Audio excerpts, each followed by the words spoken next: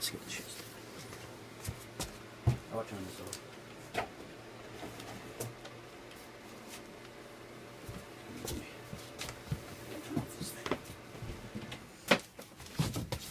Good. Oh yeah. Yeah, man.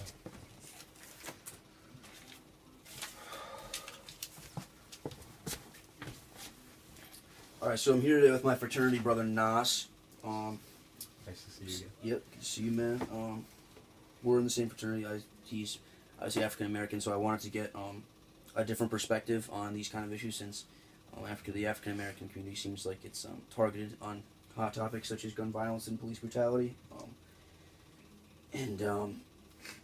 Yeah, so with that, we're gonna get it started. Basically, how it's gonna work. I'm just gonna read you a quote or two, or just kind of explain King's ideologies. Okay. And see what you would think about how they'd either work today or what he meant by it.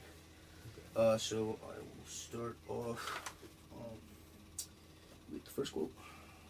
Get this going. So this is more of like a fact, but it's from his autobiography. It's from a sermon that he gave. So it was during the Montgomery bus boycott. He said, "We must never forget that such a noble organization." Actually, we're not going to use that. I got to find a different quote. Okay. I'm just going to cut that out. Where are you with the quote? 54.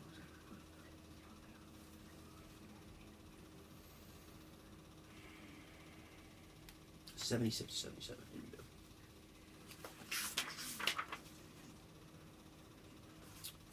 So on his strategy of nonviolence, which is what he advocated, there was one night in his sermon that he said, "One night at a mass meeting, I found myself saying, 'If one day you find me sprawled out dead, I do not want you to retaliate with a single act of violence. I urge you to continue protesting with the same dignity and discipline you have shown so far.'" A strange silence came over the audience. So in terms of today, what there's obviously a lot of police brutality. We have the Eric Gardner situation where it was I can't breathe. He was obviously suffocated, or any gun violence issues. Do you find that nonviolence is always the answer when it comes to provoking social justice? Oh yeah, definitely. I think not doing violence. I feel like violence isn't the answer for problems. I think if you know something's right, and you know something's being done wrong, it'll work out itself. It'll just make things a lot worse if you provoke violence, because then you end up being the problem also, and you end up just elevating the problem.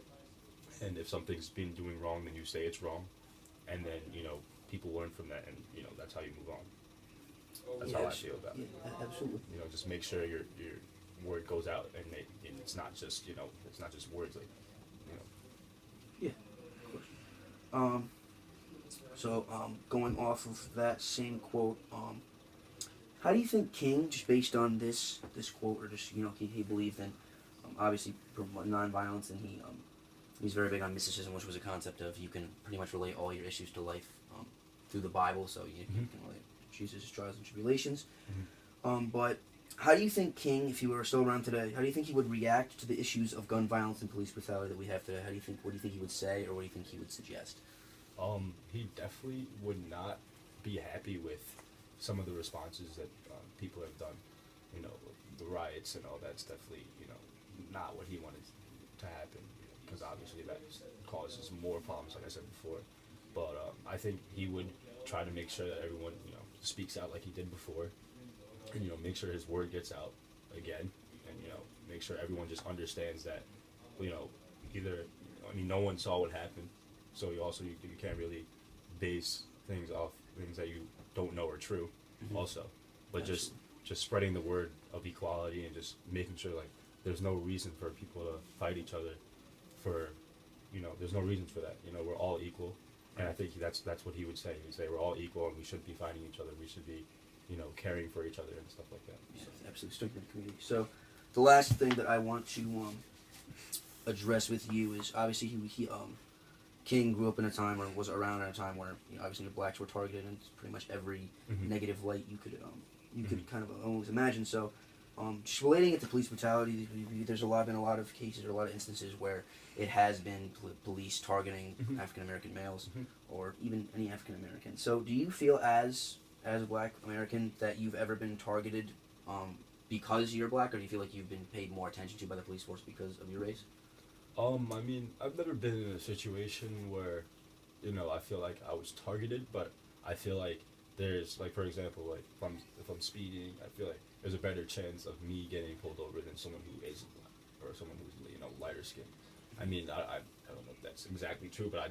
that's just the feeling I have after course. what's always happened. You can't change the way people think. Some people don't like them, and that's what Yeah. you can try your best to get the word out and get them to understand that, but you really can't change some people you really just can't change what they feel, like how they feel. So that's just how I feel like. There's definitely I feel like there's a better chance, but also like my mom's a detective too, Okay. so like she's also black. I mean, there's also situations where like there's a police officer that's black, and that could be racist towards someone who's black. Like that happens too, Yeah. and it just shouldn't happen because we're all equal. There's no need for that, and I just feel like that's how I feel, and I just think we should just better ourselves from these mistakes. Absolutely. All right. Well, that's all I have for you. I appreciate your time. Appreciate you answering No those questions problem. for me. Anytime. So, yeah, absolutely. I was